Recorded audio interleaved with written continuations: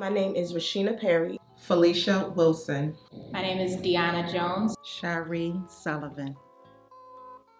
I am a foster care parent, and I'm also a after-hours care parent. I am currently an attorney, and I work for Elder Law and Justice as a immigration and housing attorney. I am currently the founder and executive director of an amazing alumni-based and foster youth 501c3 nonprofit called What About Us, Inc. And I'm also the CEO and founder of an amazing for-profit organization called Fear Everything and Rise, where I actually train agencies and also foster parents to increase their parent development. I am an author, I'm a creative designer, and I'm also a brand consultant and a transformational speaker. I've been fostering for 28 years now. I am a Foster Care Alumni, and I was in foster care for about 18 years. I was in the foster care system for 17 years in New York City from the year of 1988 until 2005. I was in foster care pretty much all of my life. As far back as I can remember, starting around the age of 3 or 4, I actually was given a case manager and officially in a system. It's given me a greater compassion to care for others, to recognize what others may be going through. It's also given me a sense of just wanting to help in any way that I can. You know, sometimes I don't know what I have to do or what I want to do, but I just want to know, I just want to be there. I just want to be there for the children. My current passion to become an attorney was actually formed by my first legal aid representative. She was the only person that explained everything to me, so that's what led me to become an attorney. My experiences developed my current passion in a way where it has actually given me the opportunity to address trauma from an angle of self-reflection, self-awareness, but also healing.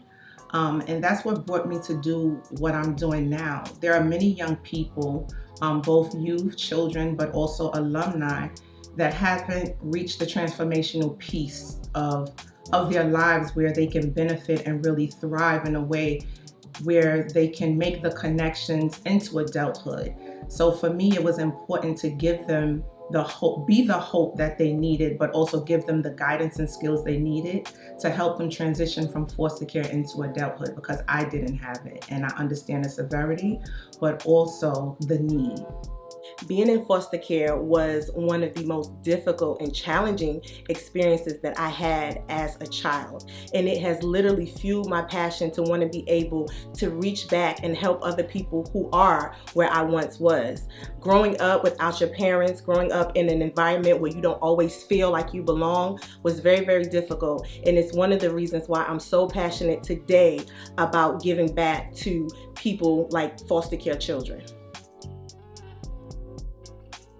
By speaking, ministry, exemplifying, having integrity.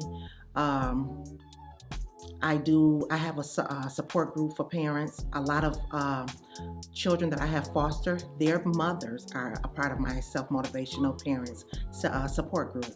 So I work within the community as trying to inspire and trying to go within the homes to keep families together.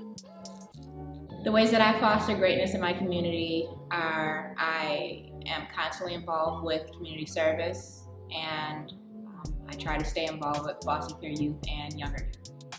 I am fostering greatness within my community by engaging people around topics based on what our foster youth want, but also what alumni can do to help transition our foster youth.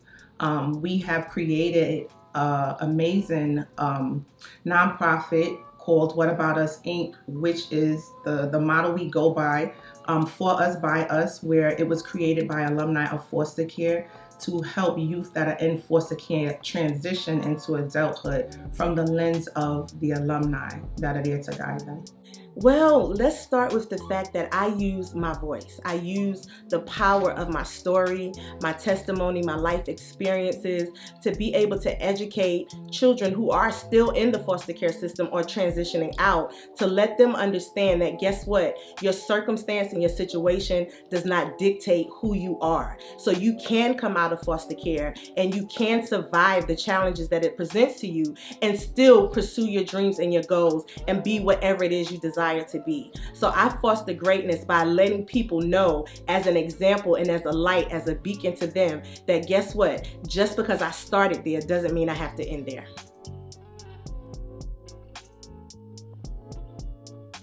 Be understanding. Be understanding. Don't be judgmental. Try always to get to the root of the problem. Know that maybe that negative attitude, there's something deeper down inside, and have a desire to want to know what's really going on. I've learned to live my truth. So to me, when I was younger, foster care was a secret. I've learned to embrace it. I've learned to embrace everything in my life instead of kind of building and hiding it down. One of the major things I've learned in my process that can help others, I believe, is staying true to who you are. But in the process of staying true to who you are, you have to understand who you are to be true to who you are. And once you're able to find out who you are, take charge, take off, and live your best life. Number one, self-awareness. One of the things that I pride myself on is understanding what my challenges are. And I think as a foster care alumni, a lot of times we don't have the support that we need when we're transitioning to identify what our issues are. We're always taught, to kind of cover things up and, just go with the flow and to be in this survival mode. But in order for us to thrive and not just survive, we have to be self-aware. And so I'm able to identify what my issues are so that I can then put steps in place to overcome them. I believe all of us have the gift to give, a part of ourselves. I believe that all of us have the gift to inspire someone else and to help someone else.